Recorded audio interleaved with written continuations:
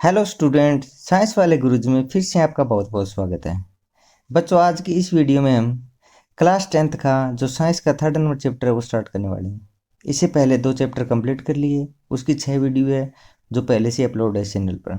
अगर आपने वो वीडियो नहीं देखी तो आप प्ले लिस्ट में जाकर वो वीडियो देख सकते हैं। इसी प्रकार के उसमें भी नोट्स मिलेंगे। PDF पहले के 2 चैप्टर हैं उनके भी टेलीग्राम पर डाल दिए है। टेलीग्राम का लिंक डिस्क्रिप्शन में मिल जाएगा। इसकी भी PDF है, वो टेलीग्राम पे मिल जाएगी। उसका लिंक भी मैं डिस्क्रिप्शन में डाल दूंगा।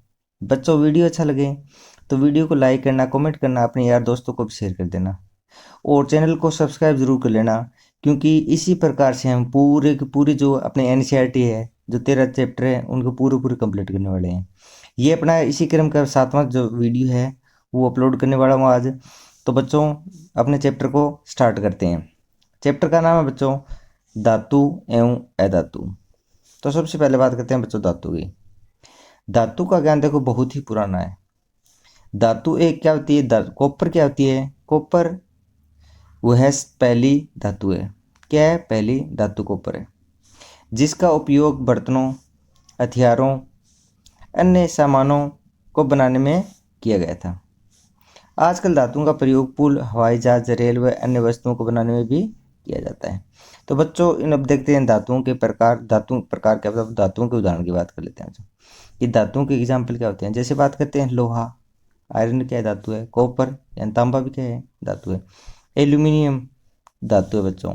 मैग्नीशियम, लेड, जिंक, सोडियम, इस प्रकार बहुत से क्या होती हैं, धातुएं होती है बच्चों। अब इनके कुछ न कुछ गुणधर्म भी होंगे, तो बात कर लेते हैं कि धातुओं के गुणधर्म क्या होते हैं। तो बच्चों, पहले बात करें धातुओं में क्या होती है, इनकी सतह क्या होती है, चमकदार होती है। तो इनमें क्या गुण मिलेगा, धातु की चमक मिलेगी बच्चों। सेकंड गुण क्या मिलेगा, ये धातुएं क्या होती है, सामान्यतः कठोर होती है बच्चों। क्या वो लिखोगे कि धातुएं सामान्यतः कठोर होती हैं। और लेकिन प्रत्येक धातु क्या होती है, कठोरता भी अलग अलग होती है। तो ये 2 गुण हो गए। थर्ड गुण की बात करते हैं तो बच्चों देखो कि कुछ धातुओं को पीट कर क्या बना सकते हैं, इसकी पतली चादरें भी बना सकते हो। ठीक है, तो इस गुण को आप क्या कहोगे, आघात वर्धनता। तो ये नहीं, आप कहोगे धातु में क्या मिलता है, आघात वर्धनता का गुण मिलता है। उसके बाद बात करें तो बच्चों देखो धातु सामान्यतः क्या होती है, उष्मा की सुचालक होती है बच्चों। यानी उष्मा की सुचालक का मतलब हो गया कि आप गर्म करोगे तो क्या हो जाएगा, गर्म हो जाएगा। जैसे आप लोहे को देख लो, गर्म हो जाता है। ये भी गुण हो गया। उसके बाद है बच्चों कि जो धातुएं किसी कठोर सतह से टकराती है तो आवाज़ उत्पन्न करती है। इस गुण को क्या कहते हो आप, ध्वनिक। यानी बच्चों को अपना बात बताए कि स्कूल के अंदर आप देखते हैं जो घंटी लगी होती है उसकी आवाज़ आती है, धातु से धातु टकराती है तो क्या आती है, आवाज़ आती है। उसको क्या बोलते हैं, ध्वनिकता। उसके बारे में बात करते हैं बच्चों कि धातु होते हैं, धातुओं को तार के रूप में भी खींचा जा सकता है बच्चों। धातुओं क्या बनता है, तार भी बना सकते हो। इस गुण को क्या कहते हो, तन्यता कहते हैं बच्चों। इस गुण को क्या कहोगे बच्चों, तन्यता कहते हो। इसके अलावा एक चीज़ बताता हूँ बच्चों। अगर अगर 1 ग्राम अपन क्या लेते हैं, अगर मैं बात करूँ 1 ग्राम की, अगर 1 ग्राम अपने पास सोना है, क्या बच्चों, अगर 1 ग्राम सोना भी है ना, उसका 2 किलोमीटर लंबा तार बना सकता हूँ मैं।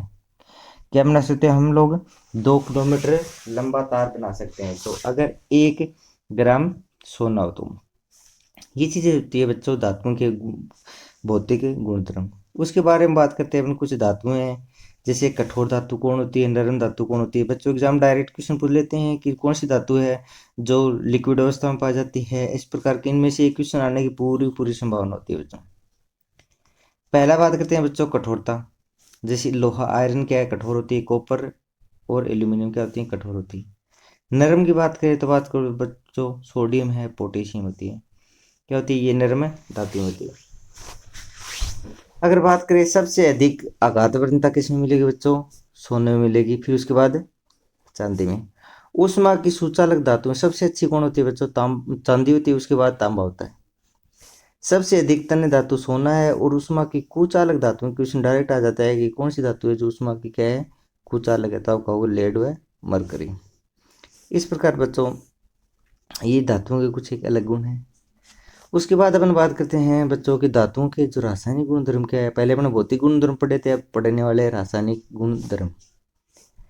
इसमें पहला बात करते हैं अपन कि धातुओं का दहन, यानी धातु को जलाएंगे तो क्या बनेगा। यानी धातुएं होती हैं बच्चों, ऑक्सीजन से क्रिया करके धातु ऑक्साइड बनाती है। धातु क्या बनाती है, धातु ऑक्साइड बनाती है। जैसे अपन बात करते हैं धातु होती है बच्चों, धातु क्या करेगी, ऑक्सीजन से अभिक्रिया करेगी, क्या बना लिया, धातु ऑक्साइड। एग्जाम्पल देखते हैं, कॉपर क्या होता है बच्चों, एक धातु है और साथ में अभिक्रिया कर ली इसने ऑक्सीजन के साथ और क्या बना लिया, कॉपर ऑक्साइड। तो ये क्या बन गया, धातु ऑक्साइड। उसी प्रकार एल्यूमिनियम है, धातु है एल्यूमिनियम और ऑक्सीजन के साथ अभिक्रिया करी और क्या बना लिया, एल्यूमिनियम ऑक्साइड बना लिया। तो इस प्रकार ये क्या होते हैं, धातु के ऑक्साइड होते हैं।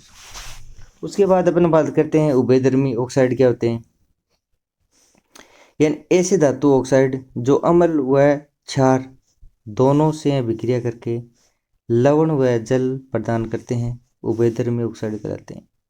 यानी वे धातुएं जो क्या कर रही है, धातु ऑक्साइड जो अम्ल से भी कर रही है और क्षार से, दोनों से अभिक्रिया कर रही है और बना कर रहा है जल और लवण बना रहा है।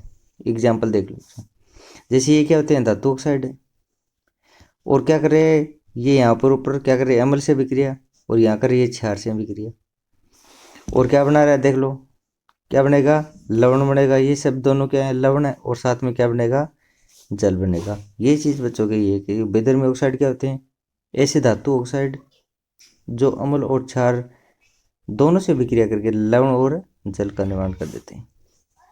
इसी क्रम में आगे देखते हैं बच्चों कि एनोडीकरण क्या होता है। देखो बच्चों, एल्यूमिनियम पर अगर मोटी ऑक्साइड की परत बनाने की प्रक्रिया को क्या कहते हो आप, एनोडीकरण कहते हो। वायु के संपर्क में आने पर एल्यूमिनियम पर ऑक्साइड की पतली परत का निर्माण होता है। एल्यूमिनियम ऑक्साइड की परत इसे संक्षारण से बचाती है। संक्षारण से मतलब क्या हो बच्चों, जैसे जंग लगने से खराब नहीं होने देगी, उसे बचाती है ये जो ऑक्साइड की परत है। इस परत को मोटा करके इसे संक्षारण से बहुत अधिक क्या कर सकते हैं अपन, सुरक्षित किया जा सकता है। एनोडीकरण के लिए एल्यूमिनियम की एक साफ वस्तु को एनोड पर रखा जाता है और एनोड पर बनाकर क्या करते हैं इसको, देखो बच्चों कहाँ पे ये थे ना अपने कि एल्यूमिनियम को क्या करते हैं, एनोडीकरण के लिए क्या करेंगे कि एनोडीकरण के लिए एल्यूमिनियम की एक साफ वस्तु को एनोड बनाकर तनु सल्फ्यूरिक अम्ल के साथ इसका विद्युत अपघटन किया जाता है और जिससे क्या बन जाएगी, वो जो अपने जो एल्यूमिनियम है ना वो क्या बन जाएगी, उसका एनोडीकरण हो जाएगी, यानी उस पर क्या बन जाएगी, एक ऑक्साइड की परत जम जाएगी, जिससे क्या होगा, वो खराब नहीं होगा, संक्षारित नहीं होगा। संक्षारित का मतलब क्या होता है बच्चों, जैसे लोहे पे जंग लगना है, वही क्या होता है, संक्षारण है, यानी उससे नष्ट नहीं होता। उसके बाद बात करते हैं अपन धातुओं का जल के साथ अभिक्रिया। धातु जल के साथ अभिक्रिया करेगा तो क्या प्रोडक्ट बनेगा, देखो धातु जल के साथ अभिक्रिया करके हाइड्रोजन गैस व धातु ऑक्साइड बनाती हैं। तो कैसे बनाती है वो भी देख लेते हैं। यानी धातु जल के साथ अभिक्रिया करेगी तो ऑक्साइड और हाइड्रोजन गैस। एग्जाम्पल देख लो, ये क्या है, पोटेशियम सोडियम के धातु हैं, ये क्या है, जल है, दोनों को क्या कर रहे हैं, अभिक्रिया कर रहे हैं और क्या बना रहे हैं, पोटेशियम हाइड्रोक्साइड और ये क्या है, सोडियम हाइड्रोक्साइड और साथ में क्या दे रहे हैं, हाइड्रोजन गैस। धातुओं की अम्ल के साथ अभिक्रिया, यानी धातु होती है ना वो अम्ल के साथ अभिक्रिया करती है तो क्या बनाती है, देखो कि धातु होती है अम्ल के साथ अभिक्रिया करके क्या बनाएगी, लवण और क्या बनाएगी, हाइड्रोजन गैस बनाएगी। बच्चों देखो धातु है अम्ल के साथ अभिक्रिया कर क्या बनाएगी, लवण और हाइड्रोजन गैस। एग्जाम्पल से समझो थोड़ा। Mg क्या होती है बच्चों, धातु होती है मैग्नीशियम और HCl क्या होता है, अम्ल होता है। यानी मैग्नीशियम होता है वो क्या कर रहा है, HCl के साथ अभिक्रिया कर रहा है और क्या बना रहा है, लवण बना रहा है। मैग्नीशियम क्लोराइड लवण बना रहा है और साथ में क्या बना रही है, हाइड्रोजन गैस बना रही है। इस प्रकार से बच्चों आपको एक एक इनके एग्जाम्पल भी याद रखनी है। उसके बाद दूसरा एग्जाम्पल देख लो तो बच्चों कि जिंक होता है बच्चों, HCl जिंक धातु है और HCl क्या है, अम्ल है। देखो जिंक धातु है और HCl क्या है, अम्ल है। अभिक्रिया करा के क्या बना लेंगे, लवण और हाइड्रोजन गैस बना लेंगे। ये आप अपने तरफ से भी एग्जाम्पल बना सकते हो, बहुत से अलग अलग एग्जाम्पल है, जरूरी नहीं कि आप ये एग्जाम्पल याद रखो, लेकिन एग्जाम्पल वो ध्यान रखने हैं कि धातु होगी और उसके साथ में ऐड करना है अम्ल, धातु यानी क्योंकि धातु की अम्ल के साथ अभिक्रिया हो रही है और लवण और हाइड्रोजन गैस बन रहा है। इसी प्रकार से अपन बात करते हैं कि धातुओं की धातु लवणों के साथ अभिक्रिया, यानी धातु है और एक में लेंगे साथ में धातु लवण। सभी धातुओं की अभिक्रियाशीलता में अंतर होता है बच्चों। सभी धातुओं क्या होती है, अलग अलग अभिक्रियाशील होती है, कोई ज़्यादा होती है तो कोई अधिक अभिक्रियाशील धातु अपने से कम अभिक्रियाशील धातु को उनके यौगिक से के विलयन में या गलित अवस्था में क्या कर देती है, विस्थापित कर देती है। यानी बच्चों धातु बात करते हैं अपन धातु है और एक लेते हैं धातु का विलयन, तो उससे क्या बनेगा, जो धातु की जो विलीन होती है ना उसमें क्या होगा, ए जैसे ए धातु दे रखी है और बी क्या दे रखा है, क्या दे रखा है, लवण विलीन दे रखा है।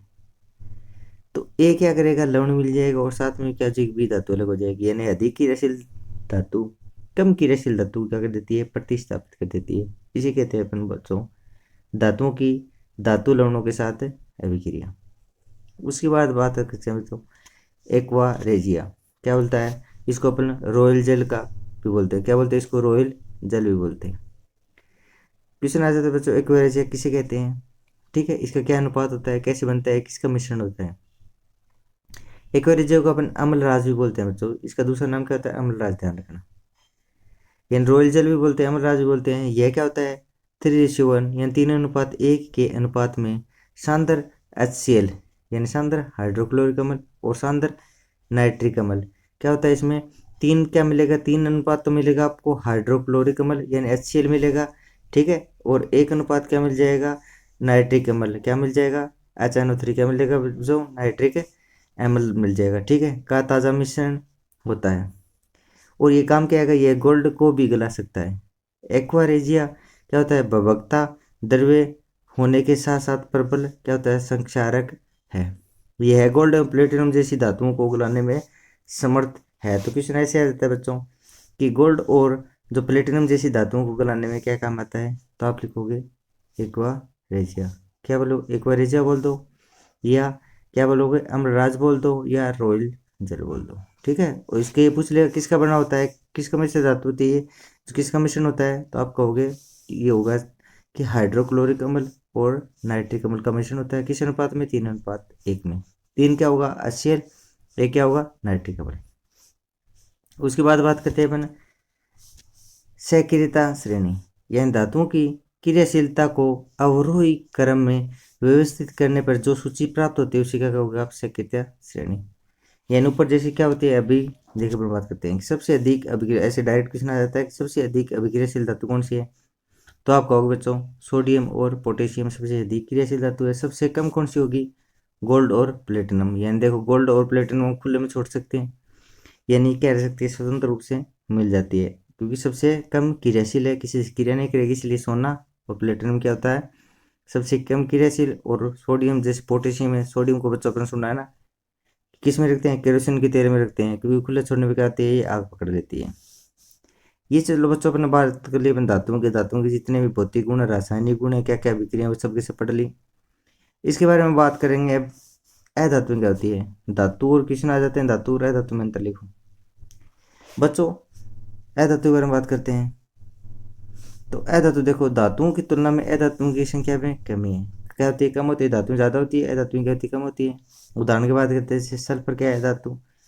आयोडीन भी क्या है बच्चों, अधातु होती है। ऑक्सीजन हाइड्रोजन ये सब क्या है, अधातु है। वेरी इंपॉर्टेंट है बच्चों, ध्यान रखना कि ब्रोमीन ऐसी धातु है जो द्रव्य अवस्था में होती है। इसके अलावा सभी धातुएं क्या होती है, ठोस अवस्था में होती हैं। या तो ठोस अवस्था में मिलेगी, गैस अवस्था में मिलेगी, लेकिन ब्रोमीन क्या होती है, द्रव्य अवस्था में पाई जाती है। इसके बाद में बात करेंगे अपन अधातु में गुणधर्म, जैसे धातु में गुणधर्म पढ़े, अब अधातु में गुणधर्म पढ़ेंगे। अधातु में देखो बच्चों, जैसे धातु में आघात प्रवणता पाई जा रही थी, पीठ के चादर बना रहे थे, लेकिन अधातु में ऐसा गुण नहीं पाया जाता। अधातु तन्य नहीं होती बच्चों, जैसे धातुओं की बात की, धातु क्या होती तन्य थी, तान सकते थे, उसका तार बना सकते थे, लेकिन ये तन्य नहीं होती। जैसे इसको पीटोगे क्या हो जाएगी, भंगुर हो जाएगी, टूट जाएगी। जैसे बच्चों एग्जाम्पल जैसे समझ रहा हूँ, जैसे कोयला देख लो, कोयला अधातु होती है, तो क्या कोयले को आघात प्रवणता होती है बच्चों, पीट कर क्या आवाज आएगी उसको, क्या पीट कर कोयले का तार बना सकते हो, क्या कोयले में कोई लाइट बहेगी, नहीं बहती। तो क्या हो गया, धातु की उष्मा की क्या होती है, उष्मा की कुचालक होती है बच्चों। अधातु लगभग क्या होती है, उष्मा की कुचालक होती है, यानी उष्मा उसमें से नहीं बहेगी। अधातुओं में चमक नहीं होती, और अधातुओं गलनांक और क्वथनांक प्रतिशत क्या होता है, कम होता है, यानी जल्दी से क्या गल जाती है, जल्दी से क्या हो जाती है, पिघल जाती है। अधातु कमरे के ताप पर क्या मिलेगी, ठोस द्रव्य और गैस अवस्था के रूप में ही हो सकती है। तो ये क्या होती है अधातुओं के गुणधर्म है। उसके बाद में बात करते हैं अपन बच्चों अधातुओं के रासायनिक गुणधर्म कौन कौन से होंगे कि ऑक्सीजन के साथ अभिक्रिया करेंगे तो अधातु क्या बनेगा। अधातु के ऑक्सीजन के साथ अभिक्रिया करने पर क्या मिलेगा, अम्लीय ऑक्साइड मिलेगा। जैसे देखो अधातु है, ऑक्सीजन से अभिक्रिया करवा रहा है और क्या बन रही है, अधातु ऑक्साइड। एग्जाम्पल देख लो, कोयला, कार्बन, सल्फर क्या होती है, अधातु है, ऑक्सीजन से तो अभिक्रिया कर रही है और क्या बनेगा, अधातु ऑक्साइड यानी कार्बन डाइऑक्साइड और SO2। नोट करके पॉइंट ध्यान रखना बच्चों, अधातुओं के ऑक्साइड अम्लीय प्रकृति के होते हैं एवं जल में घुलकर क्या बनाते हैं, अम्ल बनाते हैं। इसके बाद बात करते हैं बच्चों CO2 है वो जल के साथ मिलेगी तो कार्बोनिक अम्ल का निर्माण करती है। उसके बाद अम्लों के साथ अभिक्रिया, यानी किसकी, अधातु की अम्लों के साथ अभिक्रिया करते हैं बच्चों। अधातु में सल्फ्यूरिक अम्ल हो गया ना बच्चों, नाइट्रिक अम्ल के साथ अभिक्रिया करती है। देख लो सल्फर है और ये क्या है, ये अभिक्रिया करके देखो क्या बनाएगी, ये क्या होती है, अधातु है और अभिक्रिया कर रही है अम्ल के साथ, ये अभिक्रिया ध्यान रखना बच्चों। उसके बाद अपन बात करते हैं क्लोरीन के साथ अभिक्रिया, किसके साथ अभिक्रिया, तो ये आपको ये याद कर लेनी है कि धातु क्लोरीन के साथ अभिक्रिया करके क्या बनाएगी, क्लोराइड बनाती है। इसके एग्जाम्पल भी ध्यान रखना बच्चों। उसके बाद अपने बात करते हैं हाइड्रोजन के साथ अभिक्रिया क्या होगी बच्चों, यानी धातु हाइड्रोजन के साथ अभिक्रिया करती है और क्या बनाएगी, सहसंयोजक हाइड्राइड बना लेगी। तो ये एग्जाम्पल याद रखना बच्चों। उसके बाद अपन बात करते हैं बच्चों उत्कृष्ट गैसों के नाम। ठीक है बच्चों, इस प्रकार अपना यहीं तक पढ़ेंगे, आज अधातुओं और धातुओं तक पढ़ लिया। इसी प्रकार से अपन बच्चों पूरे इसका रिवीजन करने वाले हैं। नोट्स कैसे लगे बच्चों वीडियो में कमेंट करके जरूर बताना। अगर पहली बार आए हो तो चैनल को सब्सक्राइब कर लेना। इसी चैनल पर देखो बच्चों, ये अपना क्या चैनल है, यूट्यूब चैनल है और ये अपना टेलीग्राम चैनल है, साइंस वाले गुरुजी। इसी पे आपको नोट्स मिलेंगे, इसी पे आपको वीडियो मिलेगी, इसी पर आपको PDF मिलेगी, सबके सब इसी चैनल पर मिलने वाले हैं। तो चैनल पर बने रहना। वीडियो अच्छा लगे तो प्लीज़ सब्सक्राइब कर लेना चैनल को, कमेंट करके जरूर बताना वीडियो कैसा लगे।